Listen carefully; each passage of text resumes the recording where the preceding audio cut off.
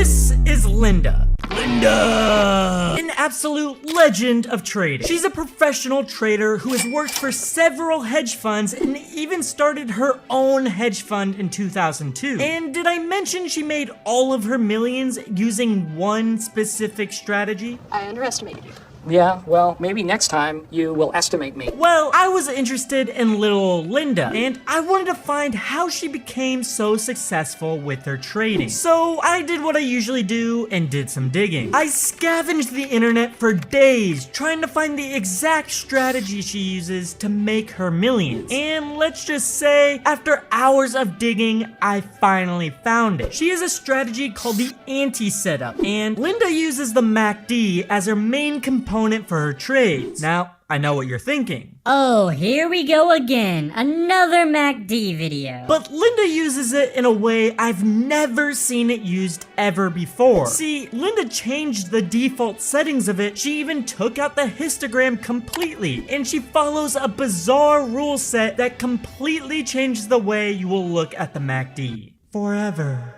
And I'm about to share it all with you right now. Let's get straight to it. So, Linda calls this strategy the anti-setup, meaning she's trying to find the reversal point of a trend at a major pullback point and profiting from the massive move after the pullback. Let me paint a broad picture of what we're looking for. Linda would look for a downwards move that's starting to correct like this. Once it starts to correct, it would do a move like this, where price would start heading in the opposite direction, creating a pullback. Once she found this setup, she would follow her specific rule set in order to find perfect entries for the specific play, where she would profit from this beautiful correction. And how she finds the specific move is purely with the MACD. So let's add it to our chart. To do this, go to TradingView. If you don't yet have it, I'll leave a link in my description. Go to the indicators tab and type in MACD. Click this one right here. Now, when you first add the indicator to your chart, the settings of it will be these default settings.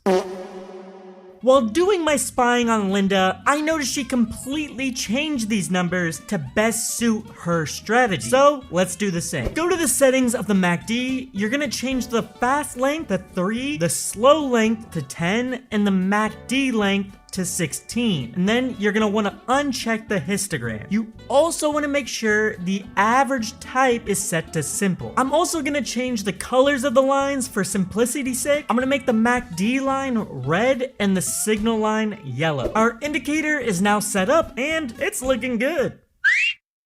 Now, this strategy will work for all markets and all time frames. So let's pick a random stock.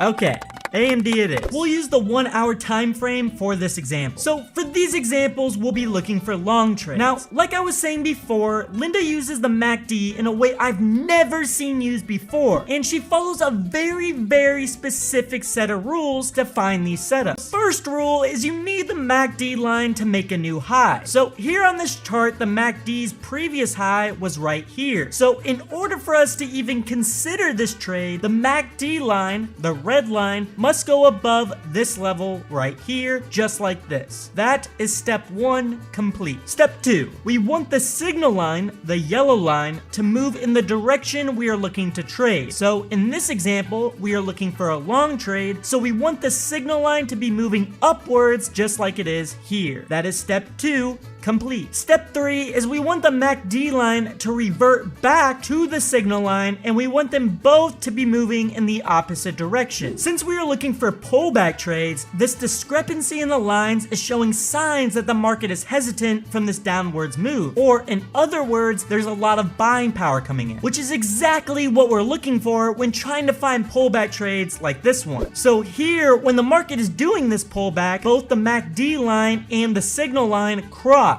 and start to head in different directions, which gives us the signal to enter the trade. Now, while doing my research, Linda didn't say how she uses her stop loss and take profits, so I had to do a little of my own testing. What I found is that if you place your stop loss right below the low of the move and your take profit at the previous high, it works a great percentage of the time. And just as you see here, it worked out beautifully. Here's another long example on Microsoft. We see a big downwards move, we then then look for the MACD line to make a new high from the previous high. We then look for the signal line to slope in the upwards direction, which it does. Then finally, we wait for the MACD line to revert back to the signal line. We then make sure they both start to head in the opposite direction. Once all of this happens, we set our stop loss right below the recent low and set our take profit at the recent high. And boom, another profitable trade. Here's a short example. We see a big upwards move. We then look for the MACD line to make a new low from the previous low, which it does. We then look for the signal line to be sloping downwards this time, which it does. Then finally, we wait for the MACD line to revert back to the signal line, which it does. We then make sure they both start to head in the opposite direction, which they do. Once all of this happens, set your stop loss at the recent high, then set your take profit at the recent low, then yet again, we get another perfect trade. Hopefully you guys enjoyed this video. I really do think Linda's strategy has some great potential. Try it out for yourself and let me know how it works for you. Thanks for watching, and I'll see you guys next time.